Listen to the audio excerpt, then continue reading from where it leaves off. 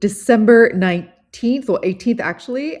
This is training week 7. It's going to be a very short little check-in video here. These are the unsexy weeks. These are the weeks where you just have to check the box. That's literally it. The mileage isn't too crazy. I had just under 30 miles this week. Yeah, workouts, push day, pull day, everything executed. Here's my treat meals. All my macros. I went a little bit higher on my Friday treat meal. Doesn't matter. It ended up not mattering. And the summary for my check-in here. I'm still in phase 1, base building phase. My weight this week did not decrease at all, but that's also because this is why the correlation of data is so interesting or so important. It was a menstrual week. But my waist did drop. Last week it was 28.66. So I think that's what it was last week. Anyways, but my waist did drop, my hips dropped, my right thigh dropped, everything dropped. So that's why, when you don't lose any weight, we can correlate. I can correlate to this, obviously, but sometimes, you just won't lose weight. If you're past the point of being in your cycle, sometimes you won't lose weight, but that's why taking your measurements is so important. General rule of thumb, you might find this interesting, per every 5 pounds that you lose, very broadly equals 1 inch off your waist.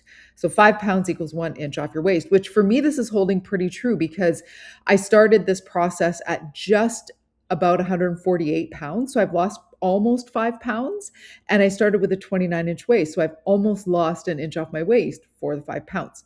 It's not a black and white rule. It's just a general rule of thumb.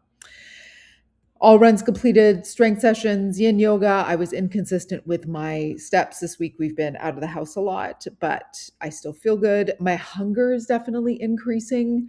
So I'm very happy, that we are not decreasing calories. There's just no need because my body is saying with this data that it actually is doing just fine on my 2,000 calories a day. Even with my treat meals, still losing. So that's good. Yep. So Coach GPT's assessment, solid week, improving over aerobic efficiency. I am having to increase my paces now to get into my zone 2 heart rate. So that's an interesting metric as well that goes beyond the weight scale.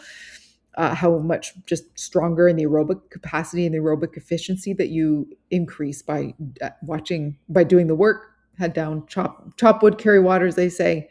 And my adherence is obviously great. No red flags for recovery or fatigue. My HRV is good. Digestion is good. Sleep is good. Everything's good. So that's what these weeks are. Put your head down, check the boxes, the unsexy, unexciting weeks.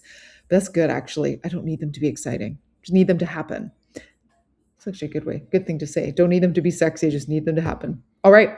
Hope this was interesting. Some of these check-ins for the next while are not going to be very interesting. This is what the process is. And, but of course, if you have any questions about macros, training, anything, let me know. Have a great week. See you next week.